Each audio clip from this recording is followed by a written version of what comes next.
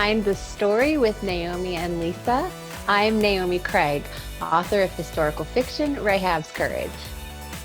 And I'm Lisa Renee from the Collaborative Press, and I'm also a contemporary romance author of the Single Again series. Our special guest today is Tabitha Bouldin.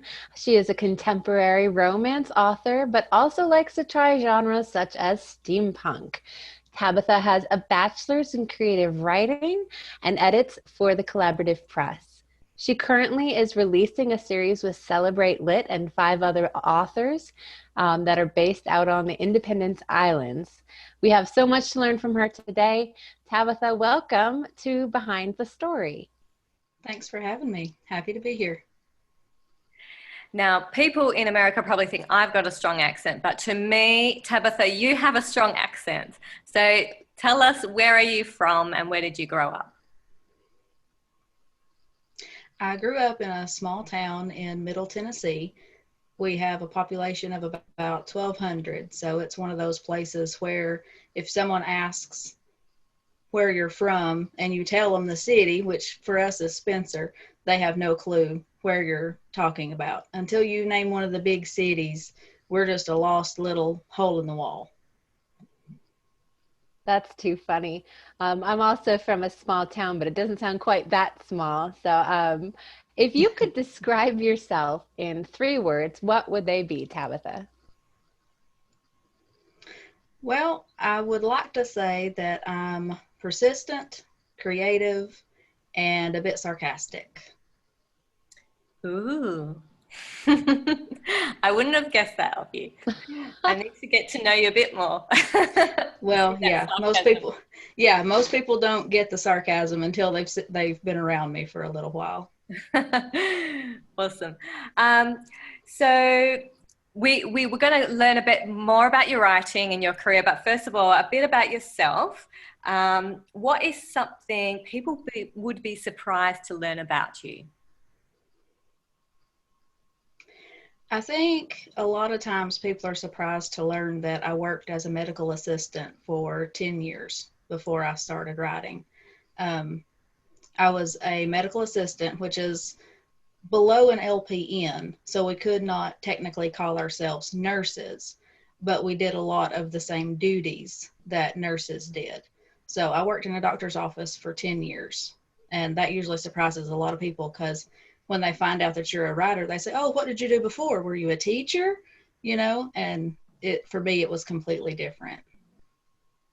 Well, that certainly has been helpful for me. I've been, Tabitha, I need a medical question. It certainly has been helpful for me.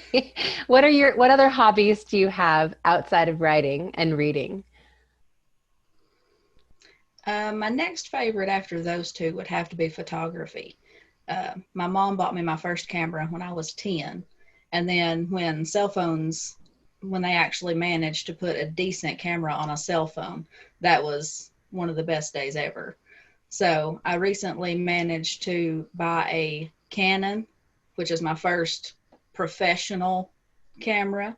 So I've run that one through the ringer the last year. It's been a lot of fun.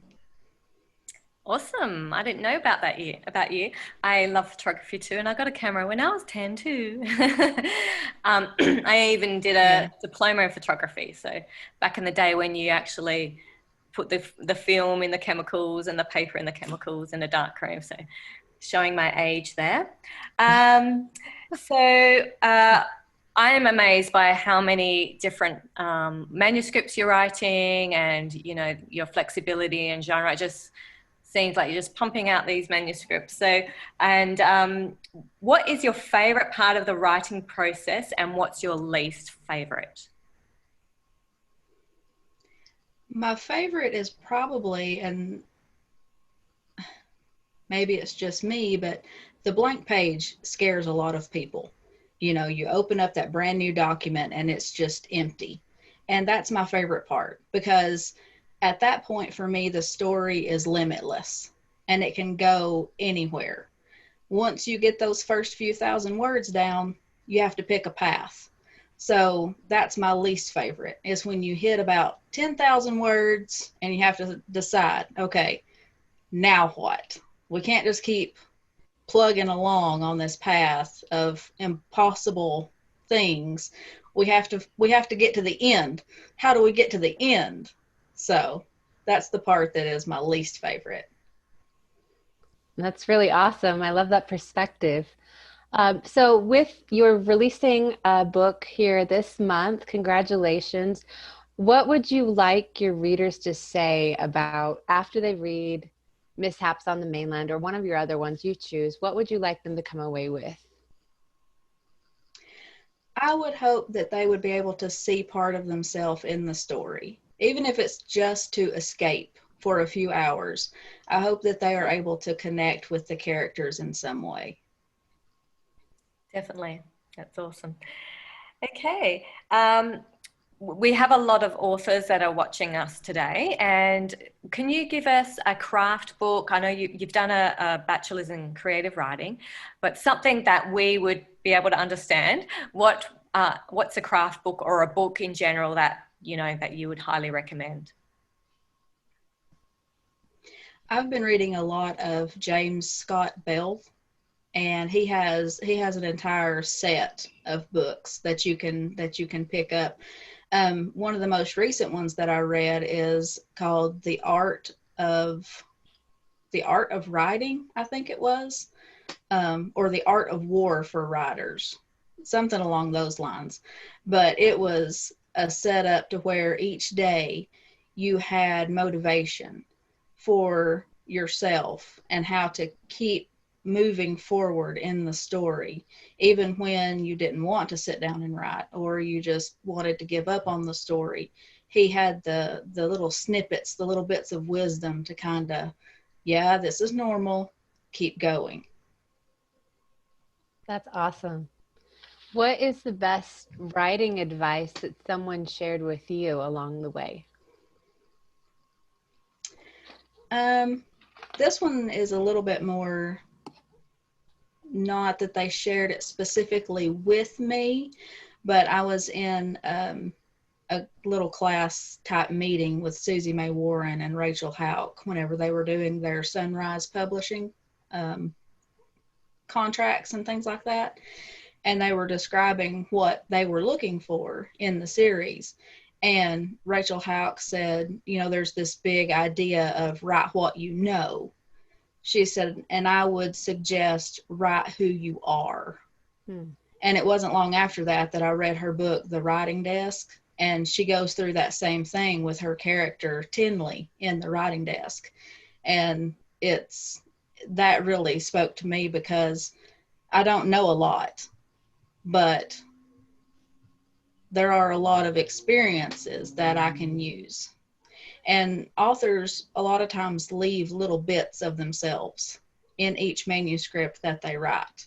And the goal is to have that there, but for people to not recognize that this is you so that they can connect with what's going on.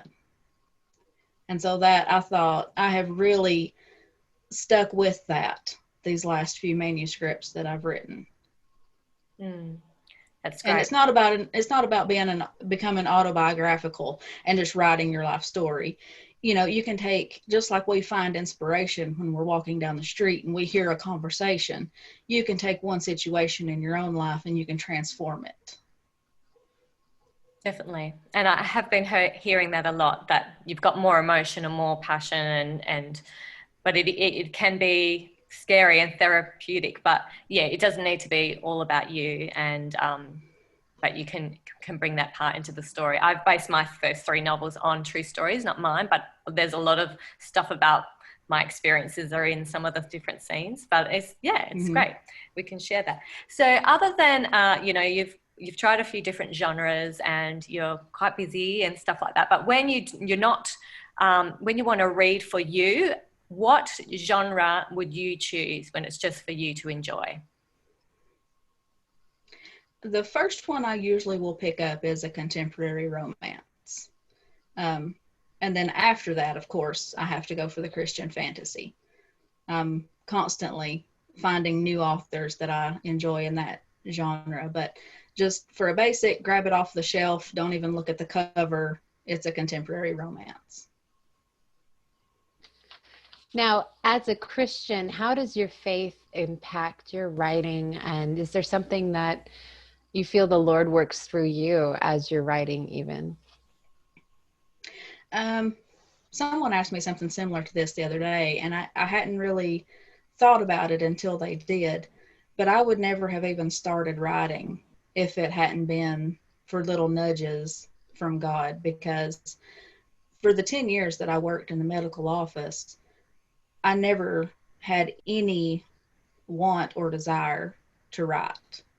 What I wanted was to be a stay-at-home mom so that I could homeschool our kids. So 10 years of praying that prayer, and I got the chance to come home. My husband got a new job. He was able to keep the family stabilized, and I got to come home. Within 6 months of that moment, it was, you need to write a story. You need to write a story. And it's been that way ever since. It's a constant push and a constant desire to write, and to write for him. Well, that leads us into the next question. How many years have you been writing? And what advice would you give someone who's just about to write their own book, their very first book? I started writing my very first story with the idea that I would publish it someday in 2015, and wrote like a madwoman for 3 or 4 years before I ever published anything.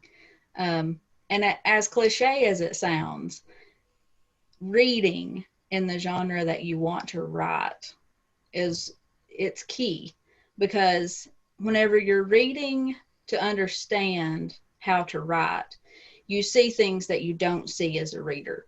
Because when you're reading just to enjoy a book, you think, oh, that's a great character, oh, that's this, and oh, that's that. But when you're reading it as an author and you can break it down into specifics, you say, oh, here's the first plot point, and here's this, and oh, she did this with this character so that we like her whenever we didn't like her in the first 3 chapters.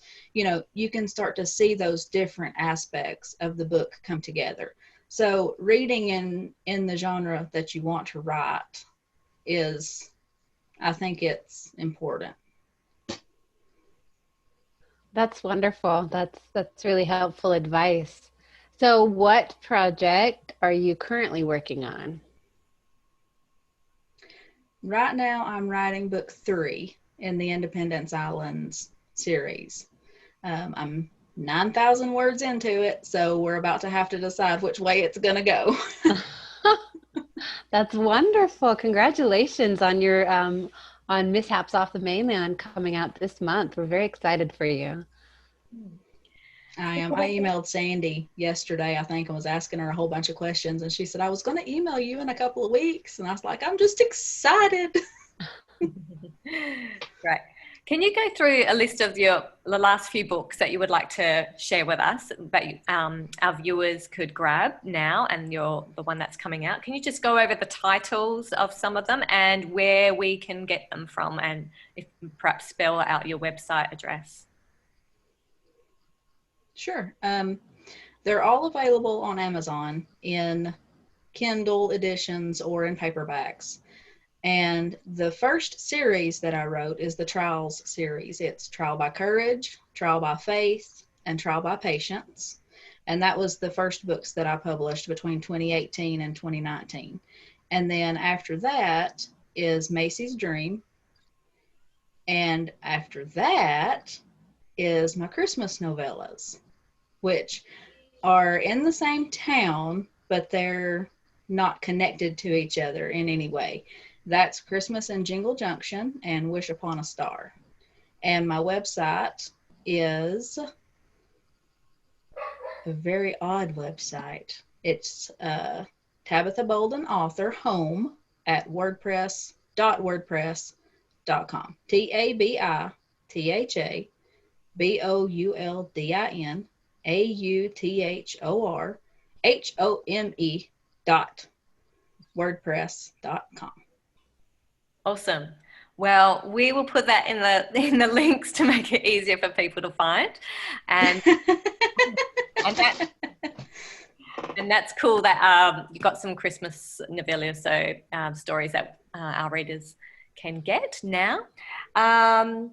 And if you enjoyed about learning about new authors today, our viewers today, please subscribe to Behind the Story. Naomi and I have lined up some awesome, interesting authors. And I just thank you so much, Tabitha, your advice.